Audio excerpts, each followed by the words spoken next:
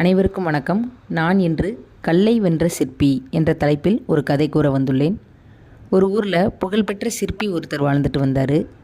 அவர்கிட்ட சிற்பக்கலையை கற்றுக்கணும் அப்படிங்கிற ஆசையோட கார்த்திக்னு சொல்லி ஒரு இளைஞன் வர்றான். அவன் வந்து அந்த சிற்பிக்கிட்ட, ஐயா, நானும் உங்களை மாதிரி ஒரு சிறந்த சிற்பியாக மாறணும், எனக்கு இந்த சிற்பக்கலையை கற்றுத்தரீங்களா அப்படின்னு சொல்லி கேட்குறான். அதுக்கு அந்த சிற்பி, கண்டிப்பாக கற்றுத்தர்றேன் அப்படின்னு சொல்லிட்டு ஒரு பெரிய கருங்கல்லை காமிச்சு, இந்த கல்லில் தினமும் 1 மணி நேரம் மட்டும் நீ உளியால் அடிச்சுக்கிட்டே இருக்கணும், வேறு எதுவும் செய்ய வேண்டாம் அப்படின்னு சொல்லி சொல்கிறாரு. கார்த்திக்கு ஆச்சரியமாக இருந்துச்சு. தினமும் 1 மணி நேரம் உளியால் அடிக்கிறதுனால நான் சிறந்த சிற்பியாக மாறிடுவேனா அப்படின்னு சொல்லி சொல்கிறான். இருந்தாலும் நம்மளோட ஆசிரியர் சொல்லிட்டாரே அப்படிங்கிற ஒரு நம்பிக்கையோடு வர்றான். தினமும் வர்றான். முதல் நாள் 10 முறை அதில் அடித்தான். எந்த மாற்றமுமே இல்லை. ஒரு வாரம் 100 முறை வரைக்கும் அடித்தான். கல் அப்படியே இருந்துச்சு, எந்த மாற்றமும் இல்லை. 1 மாதம் ஆச்சு.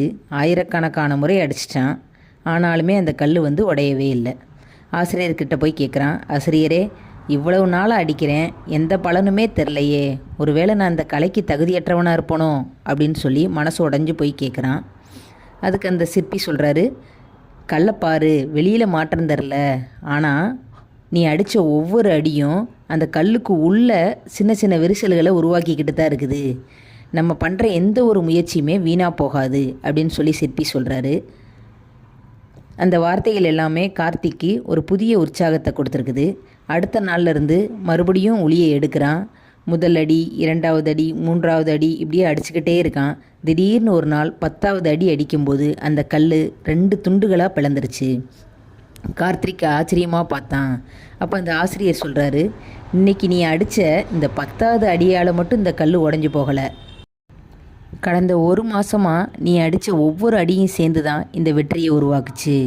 இன்றைக்கி ஒரே நாளில் இந்த வெற்றி உருவாகிடலை.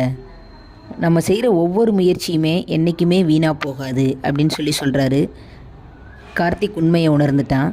பல ஆண்டுகள் அந்த சிற்பிக்கிட்ட பொறுமையாக பயிற்சி பெற்று ஒரு சிறந்த சிற்பியாக கார்த்திக் மாறிட்டான்.